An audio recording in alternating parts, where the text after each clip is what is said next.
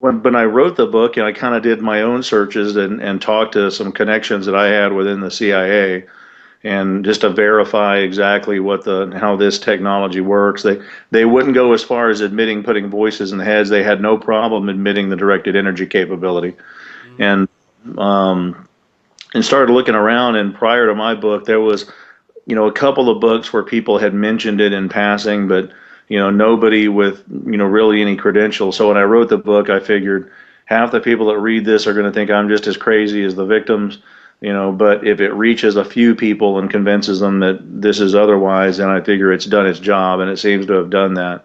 I've got a second book that's in editing right now called Guinea Pigs, Technologies of Control, which kind of goes more into the history of how it became, and kind of at least what I see is probably going to be the only way out of it. So because everybody's looking for ways to shield themselves and things like that, and the bottom line is we're going to need socio-political change probably to do anything about it. Definitely, I can see where that would be the case. Well, I have a copy of your book here, and I've read it, and I found it fascinating, especially. Well, I mean, I thought the background into the technology was really good. It was pretty thorough, and it really opened my eyes to the capabilities that are available out there. But what just blew my mind was just your personal narrative in here and what you went through. I love to touch on some of this stuff, you know, during the interview as well. So feel free to reference that if you like. Okay. I just, it just boggled my mind how that was possible, and the things that they did, and the monotony to it, and how it just happened over such a prolonged period of time. Um, Well, and that's what kind of, I have a pretty good connection with SAPD here. okay. So when I went to the sex crimes department, the lieutenant in charge had been a patient of mine and was a friend of my father's who was retired SAPD. And he told me straight out. He said, if I heard this story from anybody else, I'd think they're crazy.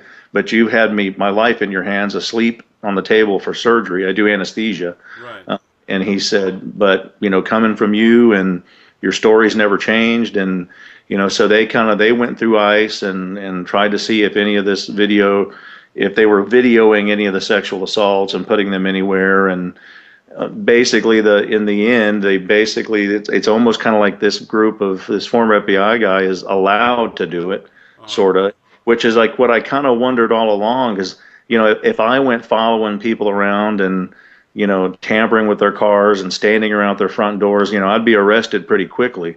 And these guys were so brazen. This wasn't surveillance from afar, or I kind of think that car's following me, or I kind of think that person's following me. These were people literally standing in front of our windows right until you would come walking down the sidewalk, and they would run and jump in a car, or three cars following me, moving, jockeying around at 2 in the morning on a weekday, Uh-huh. coming home from her house and shooting the finger at me when they would drive by, or trying to block me in until I'd finally maneuver my way around. And the only good thing about being in Texas is what ended the stalking was when the sheriff came out to my house and said, you know what, you live in a rural area. If it's nighttime and they're on your property, shoot them. And there was not anything that was questionable about what was going on. Yeah. So, Well, good for you for defending yourself, and I mean, obviously, it sounded like you had to based on what you experienced. I mean, that was just horrendous. I couldn't believe the levels that they went to. But let's dive into some of that. But okay. first, maybe we'll just start with some of these questions that I have laid out here. Paul and I put these together, so that's where they come from. So it's kind of an overview, but basically, why don't you just start by explaining what the problem is as you see it, and the ways in which classified technologies are being used on targeted persons. Kind of a general introduction to Well, that. from my experience, it seems to be a form of remote neural monitoring is one of the terms we use for it. The other term is psychotronic weaponry that has been designed to interact with the human nervous system in order to remotely pick up on someone's neural network or EEG, and not only receive that and monitor it, but manipulate it and place it back into the victim to control their emotions or control their actions. or bodily functions for that matter. The other more recent term we have for that is EEG heterodyning or EEG cloning. The difference between EEG heterodyning and EEG cloning would be, let's say, me remotely receiving your EEG and then duplicating it and putting that in another person to give them your same thoughts or feelings or physical reactions. EEG heterodyning would be receiving your EEG, manipulating it to put it back inside your head to give us a desired physical reaction or emotional reaction. And exactly, I mean, give me an idea of how this technology works. I mean, I wish I could give you a good example of how it works. I know Robert Duncan worked on some of the projects. I mean, he claims it's a very complex, mathematical situation that does it. The bottom line, though, at least from what I've been told, is that it's mostly based on Robert Malik's patent of remote neural monitoring, in which he found that if you shoot two dissimilar frequencies into the human brain, that the human brain will actually create an interference frequency as it tries to duplicate the two dissimilar frequencies, and the interference frequency that gets transmitted back out of your brain can be decoded and your EEG digitally manipulated out of that. Now, and that patent came out in like 1974. It was Malech, Robert Malik. And it was actually invented as a way to monitor pilots. That way, if you had a pilot that was falling asleep or a pilot that was starting to hallucinate, they could see that remotely and then stimulate the pilot to wake him up or to bring him out of a delusion, especially fighter pilots that are on, continuously long missions. It appears to be mostly being done in that way. Now, one of the more scary things that's come to light lately is the way the NSA is monitoring our computer systems. And they're doing that with continuous wave radar, or CWR.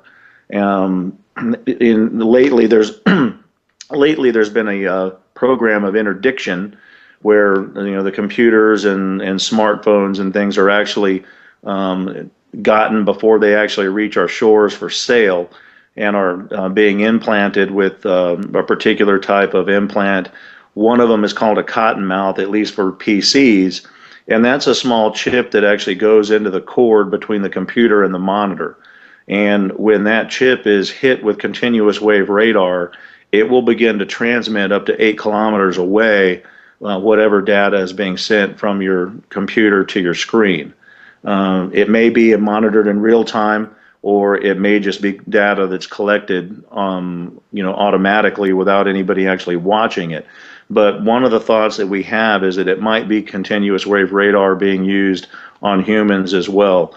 And if you see Jacob Appelbaum, some of his speeches and reports and exposure on this, he kind of alludes to some of Snowden's releases, that the same technology that they're using on computers, they may be actually using on human systems as well. So Snowden leaked a lot of this information about the gathering of information and sensitive private information of individuals through cell phones and computers and even your search engines and anything that you do on social media networks. But what you're talking about is like EEG monitoring that is able to translate the brain patterns into verbal language, like English, and then put it back in your brain. Is that right? Or yeah, essentially, yeah, and that is by definition what EEG heterodyning is. Like I said, it would be taking your basic EEG, receiving it, manipulating it, and spitting it back to you. And one thing that we found a long time ago within a lot of the neurologic studies is if you bombard the brain long enough with a certain frequency, the brain receives that frequency and adapts to that frequency and begins to operate in that frequency. And specifically with Malik's patent, if you're using two dissimilar frequencies and you get one hemisphere of the brain operating at one frequency, the other hemisphere at a different frequency, they create an interference frequency. And we know the brain transmits. That's why we can actually look at an EEG. Now, traditionally in medicine, we're using it with leads on the scalp, and that was the whole point of his patent, is that you no longer actually had to have leads on the scalp, that it could be done remotely with radio frequency. Wow. Now, that's not in sum the total of what these victims are experiencing. That's the monitoring and maybe some of the emotion manipulation. Also, you can control the brain into making the body twitch or making the body do just about anything, since everything's controlled by the brain. But there also seems to be a directed energy component to the victimization of these people, because most of them are also complaining, of eye burning, skin burning, and what would appear to be microwave energy based weapons, body heating, most of those techniques used for sleep deprivation. Almost all of the victims that I've spoken to complain that the attacks seem to be worse at night and seem to be geared at actually sleep depriving them. Tell me more about how that technology works, though. I mean, Well, the directed energy weapons have been worked on for some time, and if you look at the addendum, the Army's addendum to the technology of non-lethal weaponry that came out late 80s, they clearly talk about using direct microwave energy as a weapon. We're already seeing that in the active denial system, millimeter wave system, Silent Guardian, which is a joystick-controlled millimeter wave weapon that is actually being used experimentally in at least one Los Angeles prison. That way, when prisoners get out of line, a guard can actually manipulate the beam and burn the person until they get out of the way of the beam. So that's been worked on, for some time now. How it's being delivered, possibly via satellite or being delivered long range, is classified technology that hopefully will eventually get somebody that's a whistleblower to tell us more about how that's done. From what I've been told by some of my contacts, that a lot of this is being done, especially the weaponry, by satellite. There's been other world leaders that have complained about hearing voices and being attacked with directed energy. Of course, most of these victims that complain about it are immediately sent to a psychiatrist who won't Google anything or won't look at any of their research. But the directed energy component has been around for quite a while. How it's being used on such a grand scale is yet to be seen. but it's been demonstrated that it can be used in short range, like over, kind of a network or within proximity to someone, using, whatever the techniques are or whatever the tools are, but it can be delivered like someone next door to you or outside in a car. Yeah. I mean, they've already, well, like I've said, you've seen the active denial system. Now it does, that's basically mounted on a Humvee. As far as what I've seen, a lot of victims complaining about possible handheld directed energy weapons that are being used on them possibly by a neighbor or someone from a car. I think most of what we're dealing with in the victim population is probably satellite based or something much more remote than that. I know in my personal studies, I've actually taken victims onto a ranch here in Texas where there's no power lines, there's no cell towers. You can do RF scans on the property and see that it's pretty clear. And these victims still hear voices, they still get attacked. I've done the same thing by taking victims in a boat into the Gulf of Mexico to escape the possibility of it being handheld weapons or neighbors. They still hear voices, they still get attacked. And some of the victims I've talked to, they're probably a little better explaining their situation. Have even got on planes and flown to other countries. I had one victim who's pretty well off financially that actually flew to Cuba to try to get away from this, and was still hearing voices and still being attacked even in Cuba. And just so these are all people that were professionals, were educated, were functioning in society just fine, and most of them were between 30 and 40 when they first started getting victimized. Much older than you would typically see somebody all of a sudden come down with schizophrenia. and no reason to have all of a sudden developed an acute delusional disorder.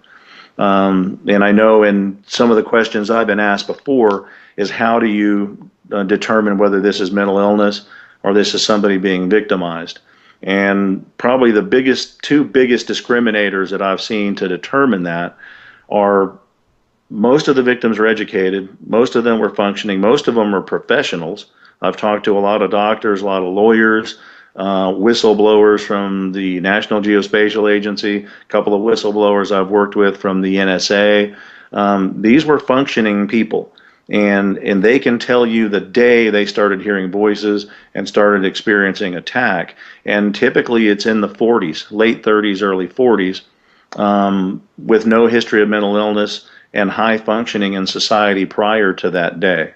The other big discriminator is with true mental illness, even bad schizophrenia, medication works. And I being a physician, I certainly don't want to come off as saying that everybody that hears voices is being victimized by technology. There's mental illness. Schizophrenia exists. Schizophrenia usually responds to medication. And in some of these victims that have been forced either by a licensure board or by their occupations, in a job setting to seek psychiatric help, many of them are placed on medications meant for schizophrenia or for delusional disorder. And so they're stuck on these medications and they're still being attacked and they're still hearing voices. The symptoms won't subside with traditional psychiatric treatment. That's fascinating. Yeah, I know from my research that schizophrenia doesn't it typically set in around late teens, early 20s? Yeah, in a male, even younger than that sometimes. In a female, it can be a little bit older, into the mid-20s. And the bottom line, and even most psychiatrists would agree with me, that true schizophrenic people are kind of those people that were never right. I mean, they were weird kids. They grew up into weird adults. But typically schizophrenia does respond to medication. It's the problem is once they're better on their medication, is they feel like they don't need their medication and they come off of it, then they go back into acute schizophrenia. But with these victims, a lot of them are being mandated into psychiatric treatment, and they're taking medications that are geared for delusional disorder or schizophrenia or paranoid schizophrenia, and they're still being attacked and they're still hearing voices. One good case in point was another physician here in Texas, was a cardiologist that came to me for help, and he unfortunately went to the Texas Medical Board and told them, I think I'm being victimized because I'm a physician. Have you guys ever heard of this before? They immediately called him in, suspended his license, put him through a month psychiatric stay. With some legal help and several hearings, he got his license back, but is mandated to be on psychiatric medication. And talking to him after all this happened, he still has people parking in his driveway, shining bright lights through his house. He's still hearing voices, and he's still being attacked with what he perceives to be directed energy, despite treatment. So that's a pretty big discriminator. And this is a man who was in his 40s, who had the intelligence and the psychiatric stability to get through 4 years of undergrad, 4 years of medical school, and 6 years of cardiology residency. To all of a sudden at 45 or 46 become schizophrenic, at least in my mind, is an impossibility. Well, I want to talk more about the victims and what kind of people they are and why they might be being targeted, but let's talk a little bit more about some of the techniques that they use. Let's talk about some of the gang stalking that you mentioned and that you yourself experienced in your book. Can you tell me a little bit more about that? Sure. The kind of the old term, or the term that was used online the most, was gang stalking. I think in my book I even refer to it more as organized stalking, mainly because the term gang stalking, people kind of envision, kids in matching leather jackets or something out of the Warriors movie, which is not what this is. It's truly organized stalking. These are where you'll notice people unknown to you. These aren't people hired by a loved one or anything traditionally, or not an ex-boyfriend or ex-girlfriend, but all of a sudden you notice, the same vehicles following you everywhere you go. people standing around your front door, standing around work, creating scenes in grocery stores around you where, they may be talking to someone else, within earshot of you, but talking about something you did or something you said to a loved one. And it's geared to let you know that there are people that know your lifestyle and know the specifics of your lifestyle. I think the organized stalking is done for two reasons. For one, it's a psychological warfare. It puts the person in a victim mindset. It also puts that victim down the pathway to a mandated psychiatric stay, because when they go around telling everybody that I'm being followed 24/7 by these people, and sometimes they'll tell neighbors or tell loved ones that they're FBI when they're not. So the victim starts telling everybody that they're under some type of federal investigation or federal surveillance, when usually I think this is probably being done by private investigators. However, it's private investigators, usually with former CIA or former FBI experience, and which is why they're being allowed to access the technology. At least in the case here in San Antonio, it was the PI group that we identified here. It was a former FBI fraud investigator that opened up his own private investigative agency after he retired. He hired nothing but his family members and pretty much advertises corporate espionage, and is the guy you turn to if you want to harass an ex-wife during a divorce proceeding to make her look crazy, possibly to get out of paying child support or get custody of your kids or to get out of paying alimony. The other than getting you down that pathway to a psychiatrist and putting in you a victim mind state, I think the other function of the organized stalking is to GPS you by vicinity. Most of these victims think they're chipped because they seem to be able to be tracked everywhere they go. And we have found a handful of chips in people, but by and large, after looking at thousands of MRIs, and not only me doing some RF scans looking for chips, but ISA Act, which is an organization I'm affiliated with, has actually gone around the country actually scanning a lot of victims, doing radio frequency scanning. And while we will find radio transmissions either emanating into or from the victim, when you image those sites, we're not typically finding chips. Which leads me to believe that most of this is probably being done without any type of an implant. Well, the way you would do that, in my mind, would be to stalk that person and GPS them by vicinity until you can use whatever technology that is being used to remotely track them, by their EEG. And there's other ways to remotely track someone, by body imaging, by facial recognition. I've heard some of the people talk about now DNA resonance, which using continuous wave radar, if you bombard the human body with it, we all have a different DNA signature, and that can actually resonate and be received. So I think the organized stalking serves two purposes: victim mindset, as well as GPSing by vicinity. And a lot of this stuff actually happened to you personally. I mean, in your book, you even mentioned some pretty unbelievable things that were happening regarding surveillance techniques, the taking of doors off of their hinges and taken apart with elaborate cameras, small hidden cameras being inserted into them.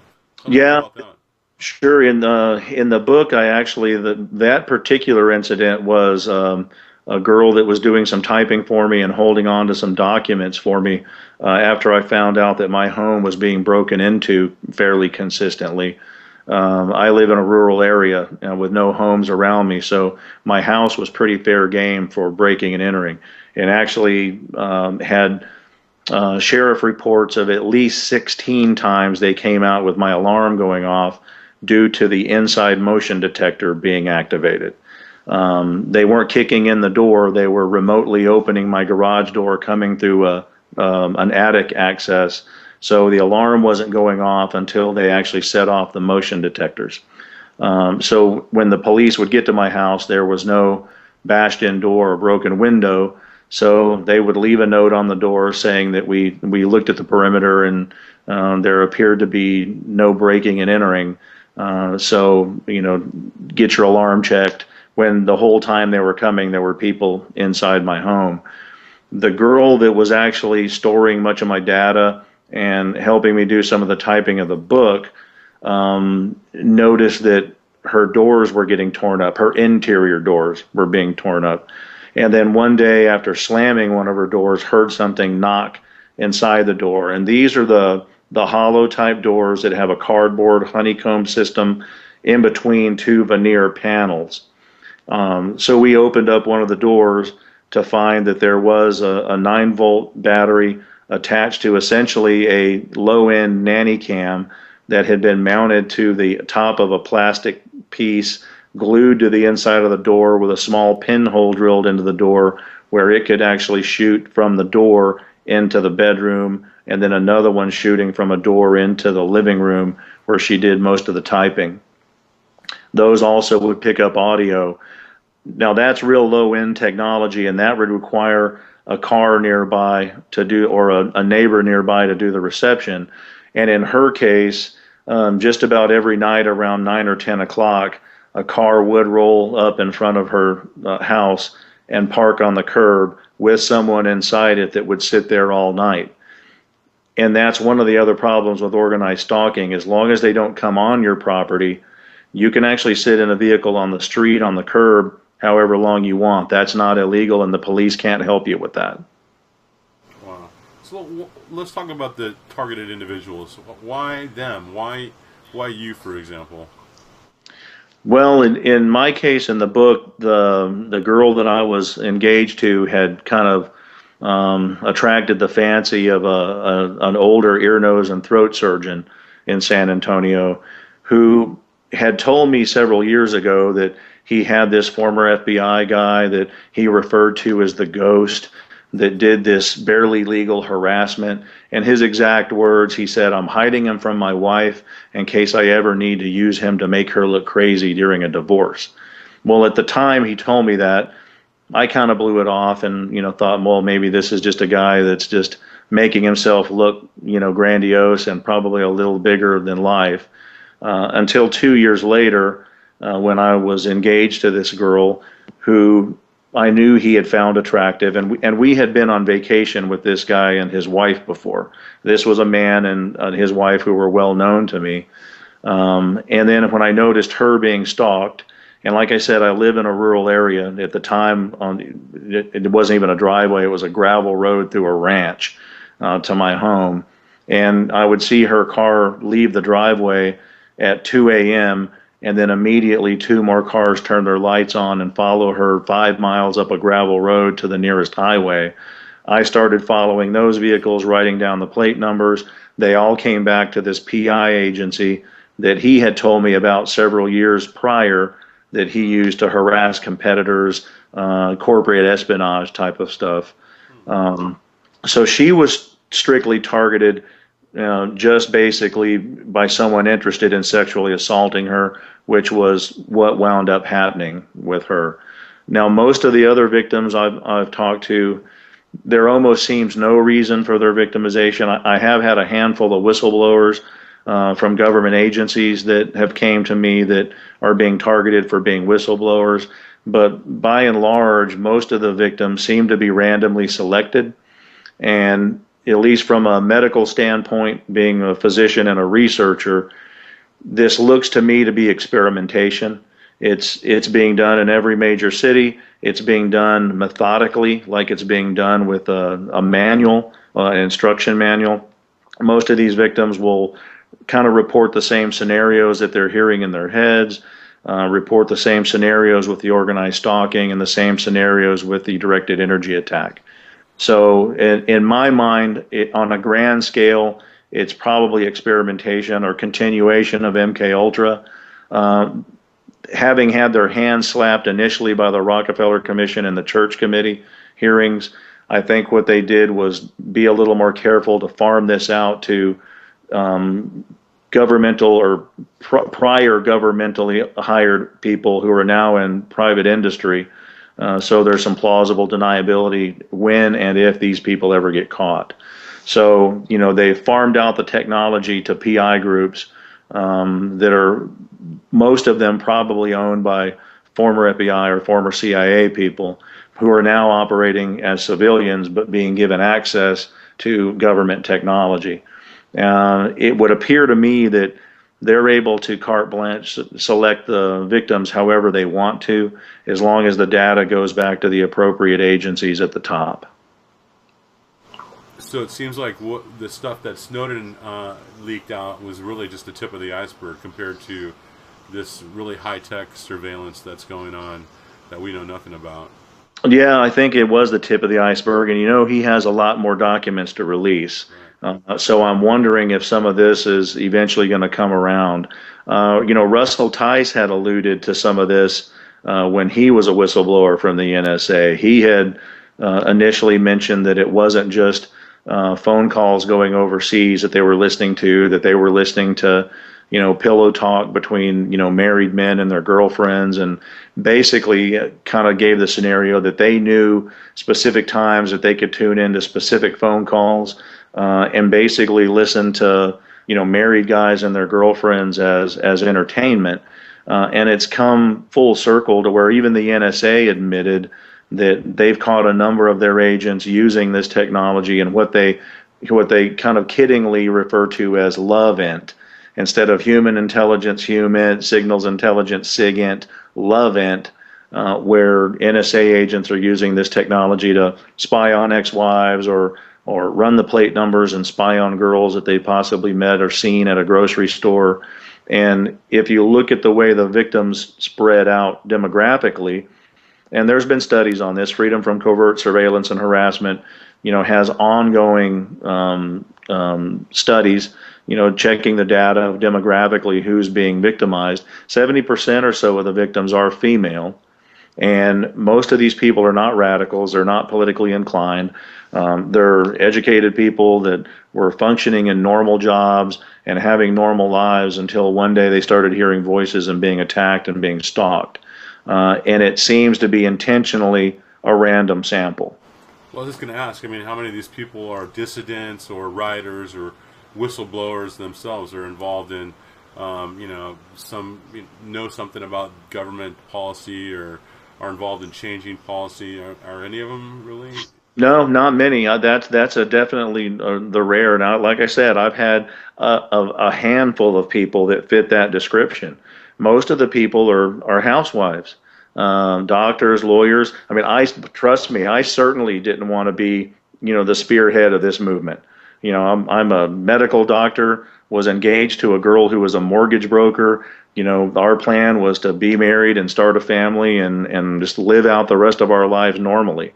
It was never planned in my life to have this book or my next book come out or deal with any of this, and certainly not be the spearhead against any of it. Well, let's talk about who's responsible. Who do you think is responsible for this? And you talked a little bit about the experimentation factor, but is there any other rhyme or reason to why they're doing this? Well, if you look historically at the way MK Ultra started, they've been looking for a long time how to remotely control human beings. With MK Ultra and the technology that existed at the time, you were kind of stuck with using, psychoactive drugs. A lot of people were subjected to 900 or 1,000 times electroconvulsive therapy to try to wipe the slate of the brain clean and create Manchurian candidates. Those were multiple sub-projects. The design of that study was, I hate to say beautiful, but was so well done. They studied every facet of human behavior in MK Ultra. Not all of the sub-projects were LSD and brain chipping. You've heard of some of the worst ones that dealt with that. But some of these other sub-projects were watching kids on playgrounds to study, childhood human interaction. Watching, adult men that use prostitutes to determine sexual interaction. They studied every facet of human behavior, and then also the ones that you heard about that were giving psychoactive drugs, or Ewan Cameron up at McGill University, using a combination of electroshock therapy and convulsive drugs, or brain chipping. So it's actually started in the late 50s, early 60s with MK Ultra. Now, once they got their hand slapped at the Rockefeller Commission, you know, a lot of information came out in Freedom of Information, and there's been some really good books written on MK Ultra based on what the government released in Freedom of Information. Well, most of these sub-projects, found success. The research didn't stop. The flow of freedom of information certainly stopped, but the research continued under different names, under different operation names, and certainly with them being a lot more careful as far as how anyone would actually pick up on the fact that it's experimentation. So, at least in my mind, when you have, estimated 300,000 people voicing identical complaints of hearing voices, voice to skull, directed energy weapons attack, and what would appear to be a random sample, it's got to be experimentation. And the only place I can see that going is figuring out, long-term study, because most of these victims have been victimized for 10 years or more. From a medical perspective with this technology, you would want to know how quickly you can degrade someone's psychiatric status, how quickly you can degrade someone's lifestyle to control them. And more than that, you would want to know, are there any weird cancers or any weird illnesses that are going to be caused by chronic bombardment with extremely low frequency waves, or any other radio frequency waves or continuous radar. That's going to be real important to know if this technology is being developed eventually to control the masses. You have to make sure that there's not going to be any weird cancers, thyroid cancers, leukemias, brain tumors, or anything that are going to arise from it. And that's the only reason I can see that some of these victims have been victimized for over a decade, because their lives are destroyed usually within a year of being having this technology used on them. So why continuously experiment on them would only be to find out medical data from chronic exposure. So what is their end game? Who benefits? And what's their purpose for doing this, do you think? Well, I mean, I think the purpose, as I said, if you look back historically, they've been looking for a way to control the masses. And when the technology got to the point where directed energy could be used remotely, with weaponry that actually can manipulate the human nervous system, I think the end game is mass population control. In an interview probably about a year ago, Vladimir Putin actually admitted that Russia has been working on psychotronic weapons for quite some time. None of our media picked up on that. The only person that at least contacted me to make a comment against what he said was El Spectador, which is a newspaper, a news agency out of South America. But Putin said that whichever country controlled the best psychotronic weapons would control the globe without bullets or missiles. You control the decision making, you don't need bullets or missiles. So what can we do to protect ourselves? How can we, are there tools to monitor, for example, microwave frequencies that are being emitted in a certain area or on an individual? And how do we protect, how can one protect themselves against? Well, most of the victims that I've talked to are looking for shielding methods. It would appear that most of this is being done with extremely low frequency waves, which are not easily shielded. You can shield those in a very well-made anechoic chamber. With ISA Act, we actually took people to Belgium and had access to a scientific research anechoic chamber, and those people did find some relief in the chamber, and we did notice some attenuation of the signals that were either coming off of them or going into them while in the chamber. And these people were victims that were studied next to controls that we monitored. And the controls, who had never experienced any type of electronic harassment, showed up negative. The victims actually still showed up positive. It did seem to be attenuated in a very well-made research anechoic chamber. Unfortunately, that's beyond the affordability of most of these victims.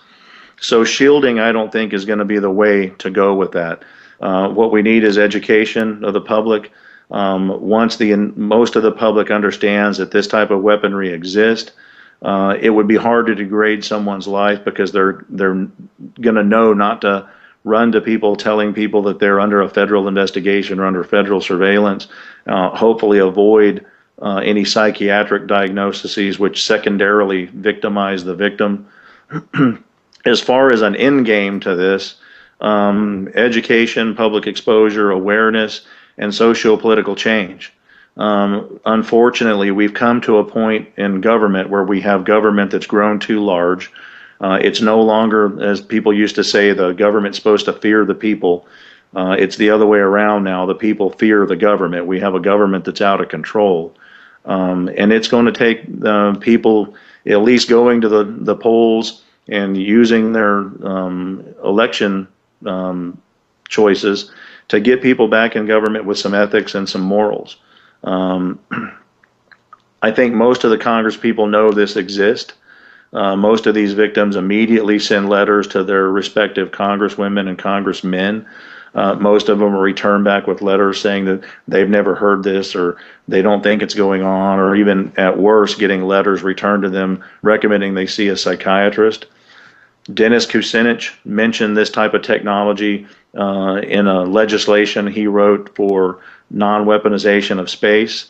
Before the actual bill made it to Congress, all of the writing and references to psychotronic weapons, which were in the initial bill, were taken out. Even with that taken out, the bill didn't pass. Congress wouldn't pass the bill to not weaponize space. The other big thing in this country is we don't have legislation against experimentation by the government. We have a legislation called the Common Rule that's supposed to protect citizens from governmental experimentation. However, there's so many loopholes in the Common Rule that it's very easy for black budgeted intelligence agencies to have this type of experimentation with no known institutional review board and nobody overseeing the research.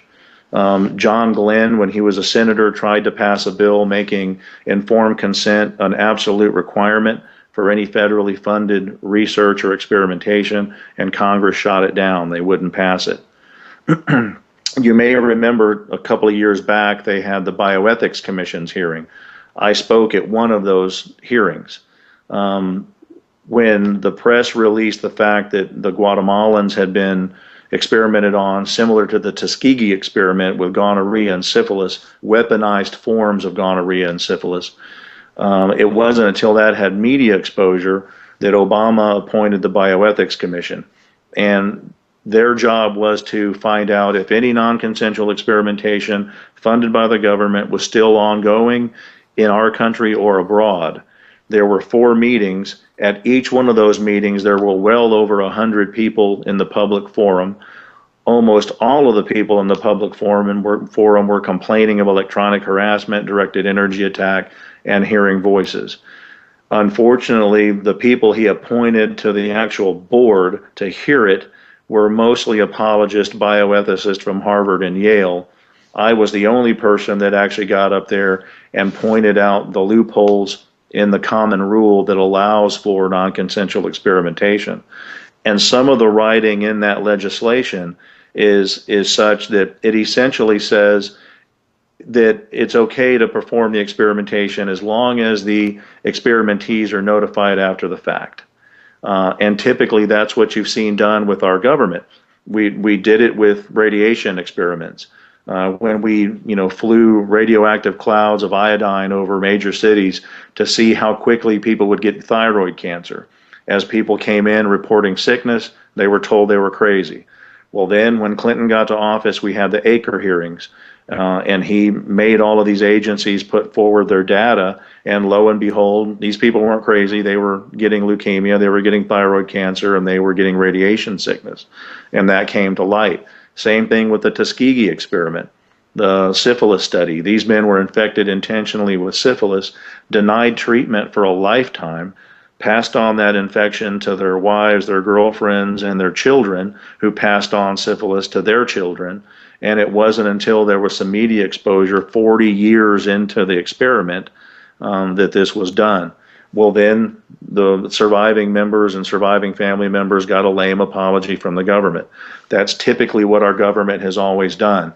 Do the experimentation. Once the media brings it to light, give the survivors an apology. And that's one of the things that we're hoping to avoid with electronic harassment and this experimentation, is bring it to an end while the victims are actually still around to show up at a hearing. Well, I think that's that covers pretty much everything that I wanted to discuss. We kind of went in a little bit of a circle there, but I think we covered all the data. And is there anything else that you wanna say in wrapping up, or? No, not that I can think of. I mean, there is so much stuff coming out. I mean, even the book that I have in editing right now that will hopefully be released here in another month or two. No sooner did I get it electronically sent off to my publisher when all of a sudden, here's 3 more news stories that come out about some more graphic stuff from the NSA. Now, one thing I will say, while MK Ultra was mostly a CIA program, I think probably a lot of this being done today is probably NSA based. The NSA does seem to be focusing more of their attention on some of these more exotic weapons. So. And how many terrorists have they actually caught as a result of this? Oh yeah, with all the surveillance that's going on, they seem to be surveilling us mostly. None of this surveillance seems to be curtailing terrorism. And I actually mentioned that in my next book, Guinea Pigs. That while they're passing most of this off as a national security issue, we're not catching any terrorists. The Middle East is on fire. It's almost all of those countries are back under radical hands. They all hate us, and it's your chances of dying in a car crash going to work is 1 in 30. Your chances of dying from a terrorist bomb is damn near 1 in a million. So. Yeah, what are you really going to be worried about? Yeah. I mean, it's easy to scare the public with terrorism and terrorist bombs, but we're giving. A great job of that. Yeah, but we're giving away our civil rights. We're giving away our privacy to protect ourselves from a boogeyman that I think is just really non-existent. And now it seems to be the increase in gun violence is another direction to take away more of our civil liberties and our freedoms. Well, and some of the gun violence that we're seeing, if you look at the Aaron Alexis thing, the Aaron Alexis went and shot up the Navy Yard. He had emailed Freedom from Surveillance and Harassment several times, asking for help and complaining and complaining about the sleep deprivation, right, mostly. And he worked in the IT sector. He was familiar with this weaponry. He knew it was extremely low frequency wave weaponry, which is why he etched that on the side of the shotgun. My personal belief with Aaron Alexis is I think they intended him to shoot up the airport in Norfolk, where he initially had an outbreak. He was walking by some people that he thought were making obscene gestures and obscene comments to him, and he went off on those people, and he was detained and arrested there temporarily for acting out in the airport. Well, then he came to the realization that those people weren't actually saying anything to him, that what he was hearing in his head that was being transmitted to him. If you look at that scenario, it wasn't not long after that we did have an airport shooting in LA that again was someone that was hearing voices and had actually voiced complaints of suspected mind control. When he went and shot up the Navy Yard, I don't think that was their intent. I think their intent was for him to go get a little bit more violent in the airport. Due to the fact that he etched "This is my Elfwave weapon" on the side of his shotgun, I think the shooting at the Navy Yard is where he perceived the research was being done on some of this weaponry, and was actually a vengeance shooting, not him being controlled to be a controlled assassin, at the Navy Yard. Well, it's fascinating. It's frightening. A lot of good information there, John. I appreciate you Sure. you exposing some of this stuff and for helping me out with answering some of these questions. I appreciate that. Well, and Paul Baird's been at this a long time. His website's been up for Right. years. And this is a global problem. I mean, it's, we're making a lot of noise about it and trying to get exposure in the United States, but I get emails from just about every country in the world with people complaining about this. And at least from a medical perspective, for a psychiatrist or for a medical doctor that maybe sees one person in their practice that's complaining of this, it's real easy to see it as mental illness. But when you dive into it a little deeper, like I have, and you're really seeing the vast numbers of people globally that are having not similar, but identical complaints, then it's clear as day that there's something more to it. So, Yeah, there definitely appears to be. So that's great. I appreciate you you helping us with this. all right. Thanks, Jeff.